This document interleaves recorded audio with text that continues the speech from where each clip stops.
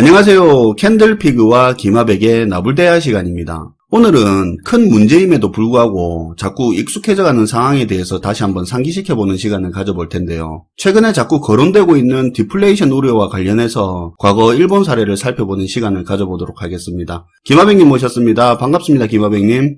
네, 안녕하세요. 최근에 국내 경제에서 벌어지고 있는 일들을 보면 디플레이션 우려가 많이 커지고 있는 상황인데요. 소비자 물가가 2달 연속 마이너스를 기록하면서 이러한 우려가 더욱 커지고 있는 모습입니다. 지난 1일 통계청이 발표한 9월 소비자 물가 동향을 살펴보면 9월 소비자 물가 상승률은 전년 동월 대비 0.4% 감소한 걸로 나타났는데요. 이렇게 소비자 물가 상승률이 하락하는 모습은 사실은 대한민국 통계가 작성된 이후로 처음 벌어지고 있는 현상입니다. 굳이 물가 상승률 지표가 아니라고 하더라도 우리나라 대부분의 경제 지표가 좋지 않은 상황인데요. 이러다가 우리 경제도 일본처럼 장기 불황에 빠지는 거 아니냐고 그런 우려감이 생기고 있는 현실입니다. 예, 블랙스완이라는 말이 있죠. 네. 블랙스완은 우리가 당연히 백조는 흰색으로 알고 있는데 갑자기 검은 백조가 나타나서 충격을 받는 그런 상황을 말하는데, 예전에 서브프라임 모기지 사태같이 예상도 못했는데 갑자기 터진 그런 위기 같은 걸 블랙스완이라고 하죠. 네, 맞아요. 그런데 이거와 반대되는 개념으로 회색 코뿔소라는 게 있는데, 코뿔소는 덩치도 크고 해서 보려고 하면 잘 보이는 건데 이걸 간과하고 넘어가다가 문제가 발생하는 걸 의미하는데요. 저는 지금 디플레이션 우려가 자꾸 나오고 있는데 대체적으로 무감각해지는 게 회색 코뿔소 같다는 생각이 자꾸 듭니다. 네. 지금의 우리 경제의 분위기를 회색 코뿔소로 볼 수도 있는데요. 아니면 지금 벌어지고 있는 문제점들을 정부가 있는 그대로 인식하고 있으면서 말로만 인정하지 않은 것일 수도 있습니다. 어쨌든 지금의 우리 한국 경제 처지를 살펴보면 지나가는 일본 경제를 넋놓고 불구경하듯이 쳐다만 보다가 우리 스스로 저성장의 늪에 빠져들고 있는 모습인데요. 시장 시스템을 무시하는 소득주도 성장 같은 그런 정책들과 노동개혁을 외면하는 지금의 정책들을 보면서 우리나라의 경제 경쟁력이 약화되는 현실을 체험하고 있습니다. 맞아요. 문제가 뭔지도 알고 있고 상황이 점점 어떻게 변하고 있는지도 알면서 대응하기보다는 익숙해져 가고 있죠. 네. 한국 경제는 현재 가계저축이 줄어드는 가운데 민간 소비와 투자가 지속적으로 감소하면서 저성장의 늪으로 빠져들고 있는 상황인데요. 게다가 향후에 일부 강남 지역을 제외한 지방 부동산 거품이 꺼질 경우에는 빠른 속도로 디플레이션을 맞을 가능성도 현재 많이 열려있는 상황입니다. 예. 안 그래도 지방 부동산 말도 많고 실제로 예전 가격으로 팔면 안 팔리니까 아파트들 추가로 돈 들여가지고 리모델링 해가지고 팔고 있으면서 마치 실거래가가 유지되고 있는 것처럼 그렇게 눈속임하고 그런 식으로 억지로 가격 떠받치고 있는 일부 단지들도 은근히 있는 걸로 알고 있습니다. 네, 그런 경우도 있어요. 잃어버린 20년 동안 일본에서 발생했던 모습과 유사한 현상들이 지금의 한국 경제에서 나타나고 있는데요. 일본이 겪은 잃어버린 20년을 꼭 남의 일로 치부하기보다는 언제든지 우리도 직면할 수 있는 현실적인 문제로 인식할 필요가 있다는 생각입니다. 우리나라와 같이 과거에 고도의 경제 성장을 경험한 국가에서 잠재 성장률이 떨어지는 모습을 보이면 어떤 국가도 예외 없이 빠져들 수 있는 위험이 일본이 이전에 미리 겪은 장기 불황의 모습인데요. 우리가 잘 알다시피 과거 2차 세계대전 이후에 일본 경제를 살펴보면 가파른 고도 경제 성장기를 경험했습니다. 한때는 미국을 제외한 제1의 경제 대국으로까지 부상하면서 재팬 에즈 넘버1으로 불리기도 했는데요. 1980년대만 해도 이러다가 미국 제치는 거 아니냐고 이야기도 나오고 그랬었죠. 네. 그런 말이 돌 때 한때 일본에서 유행했던 문구가 재팬 에즈 넘버1이라는 말이었는데요. 이렇게 전쟁 이후 한참 성장을 구가하던 일본 경제는 1985년 플라자 합의를 통해서 갑자기 발목을 잡히게 되는 상황을 맞이합니다. 네. 플라자 합의는 영상 마지막에 추천 영상 띄워드릴 테니까 내용 모르시는 분들은 시청하시면 도움이 될 것 같습니다. 네. 아무튼 1985년 플라자 합의를 통해서 일본의 엔고 현상이 벌어지게 되니까 일본 기업들이 힘을 잃어가기 시작하는데요. 엔고 현상은 당시에 수출로 먹고 살던 일본 기업들에게 가격 경쟁력 약화 현상을 불러오게 만들었습니다. 그리고 이렇게 기업들의 수출 경쟁력 약화가 가속화되다 보니까 경기 하락에 대한 우려도 커져가고 있었는데요. 당시에 일본 중앙은행은 이런 우려를 막기 위해서, 그리고 그런 우려로 인해 발생할지도 모를 경기 하락을 막기 위해서 금리 인하라는 정책을 펼치게 됐습니다. 그때 기업들 경쟁력 떨어질까봐 이자 싸게 대출을 막 해줬었죠. 네. 당시에 일본이 금리 인하를 통해서 시중의 유동성을 증가한 것은 맞지만 실질적으로 그 유동성 자금이 실물 경제 각 부분에까지는 공급되지 않았는데요. 애초에 일본 정부와 일본 은행이 이렇게 유동성을 공급한 이유에는 당시에 일본 기업들을 위해서 투자한 측면이 강한 유동성 공급이었습니다. 일본 정부의 의도대로 유동성이 잘 공급돼서 산업 각 분야에 흘러 들어가게 된다면 당시에 경쟁력을 잃어가던 일본 기업들이 시설 투자를 늘려서 경쟁력을 회복할 수 있을 거란 기대였는데요. 하지만 그렇게 공급된 유동성 자금이 기업으로 흘러 들어간 게 아니라 사실은 정부의 의도와는 전혀 다르게 주식과 부동산 시장으로 흘러 들어가게 됐습니다. 그러니까 기업들 유리하라고 돈을 풀어줬는데 그게 부동산 주식으로 다 흘러 들어가 버리고 그게 거품을 만들고 거품이 거품을 키운 거죠. 네.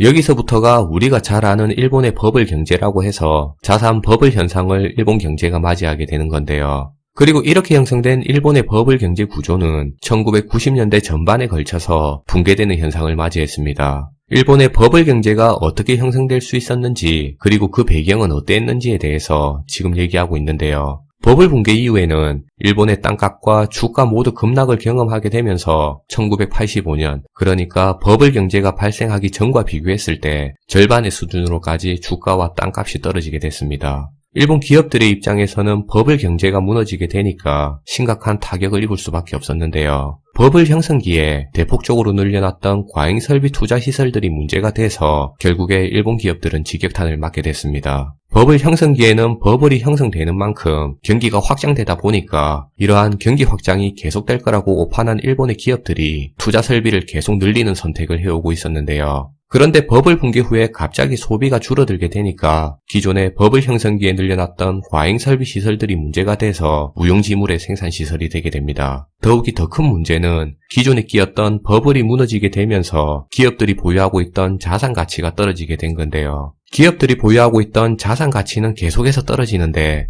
기존의 기업들이 회사를 운영하려고 빌렸었던 부채 규모는 그대로 남아있으니까 경영에 어려움을 겪게 됐습니다. 예를 들어 내가 1억짜리 상가를 6천만원 대출받아서 돌리고 있는데 상가 가격이 5천만원으로 자산 가치가 떨어졌다는 말인데요. 상가는 5천만원이 됐는데 빚은 6천만원으로 그대로 있으니까 상가 주인 입장에서는 죽을 맛인 상황입니다. 거기다 버블 붕괴로 인해서 불황까지 오게 되니까 기업들의 판매 수익과 이익도 감소하게 됐는데요. 결국에는 소비 감소로 인한 만성적인 공급 과잉 상태에 놓이면서 일본은 장기 불황의 늪에 빠져들었습니다. 당시에 이러한 어려움을 극복하기 위한 기업들의 대처 방안은 비용 감소 전략이었는데요. 기업들은 공급 능력을 줄이기 위해서 공장을 축소하면서 또 한편으로는 인원 정리를 위해서 고용 조정을 확대해 나갔습니다. 이전까지만 해도 일본은 종신고용이 일반화된 사회였는데 그게 파괴되기 시작한 거죠. 네. 사실 이때 당시에 일본의 노동시장을 살펴보면 종신고용과 연공서열 문화가 만연했던 사회였는데요. 종신고용이나 연공서열 같은 이런 일본 특유의 고용 제도가 가능했던 이유는 버블 붕괴 전만 해도 일본의 경제 자체가 고도의 경제 성장을 경험하고 있었기 때문입니다. 자를 이유도 없고 연공서열만큼 조직 충성도 높이는 게 또 어디 있겠습니까?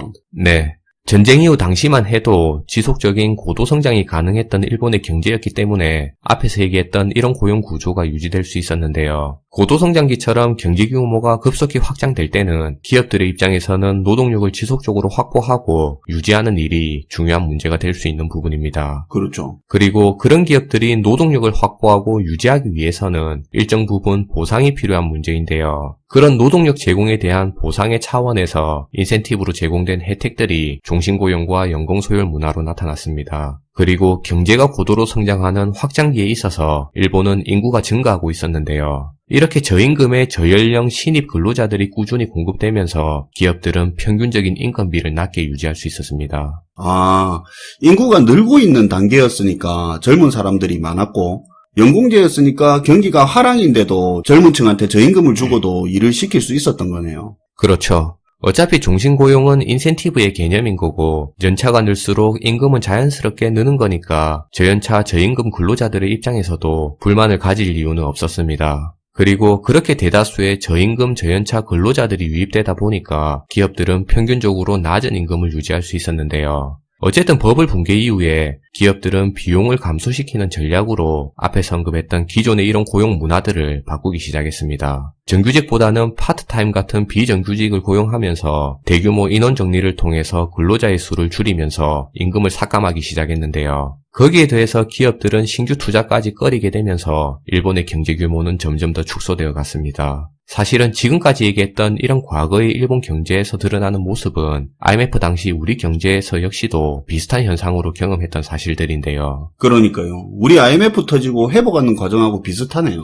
네. 그리고 제2의 IMF가 우려되는 지금의 한국 경제에서도 여전히 우려되는 내용인데요. 우리 역시 기업들의 투자율이 저하되는 상황에서 정규직보다는 비정규직이 선호되는 현실에서 잠재적인 경제 성장률이 떨어지는 경향을 보이고 있습니다. 거기다 인구 고령화를 통해 노동 가능 인구가 줄어드는 모습은 향후에 재정 압박 문제까지 불거질 수 있는데요. 내년에는 500조가 넘는 예산을 집행할 예정이라고 하니까 재정 적자가 더욱 확대될 수 있는 상황입니다. 세금 걷어들일 건덕지는 줄어들고 갈수록 정부가 더 써야 되는 그런 상황이죠. 그래서 당장 민간 일자리 늘려서 세입원 늘려야 되고 지속적인 세입원이 될 수 있는 그런 청년 일자리의 중요성이 더 강조되고 있는 거 아니겠습니까? 네. 고령자를 위한 단기 임시 공공일자리보다는 어쨌든 젊은 청년들이 장래에는 경제의 주역이 되는 게 맞으니까 그들을 위한 장기 근로 여건이 마련될 필요가 있는데요. 그러기 위해서는 조금 더 시장 지향적인 정책을 펼쳐서 주 52시간 같은 시장 적대적인 정책은 폐기하고 기업들의 고용 여건을 살릴 필요가 있습니다. 임금은 생산성에 기반한 임금 상승을 기본으로 삼고 기업들의 여건에 맞게 근로시간을 조정할 필요가 있는데요. 필요하다면 더 많은 근로시간을 가지면서 또 그렇게 많은 근로시간이 요구되는 일자리를 원하는 근로자들도 있으니까 그런 부분은 정부의 개입을 줄여야 한다는 생각입니다. 동의합니다. 근로시간은 기업 자율에 맡기는 게 맞다고 보고요. 대신에 잔업특권 했을 때는 기업들이 확실히 수당 챙겨주고 정부는 기업들이 그 수당 가지고 장난 못 치도록 강력하게 관리하는 게 더 중요하겠죠. 벌써 우려되고 있는 상황이 대기업, 공기업 근로자만 더 좋아지고 작은 규모 일하는 사람들은 사실상 잔업특권 수당으로 임금 부족분을 해결하고 있는데 근로시간 줄어서 좋은 건 사실이지만 실질적으로 소득까지 같이 줄어들 위험이 있다는 말이 여기저기 나오고 있는 건 사실 아닙니까?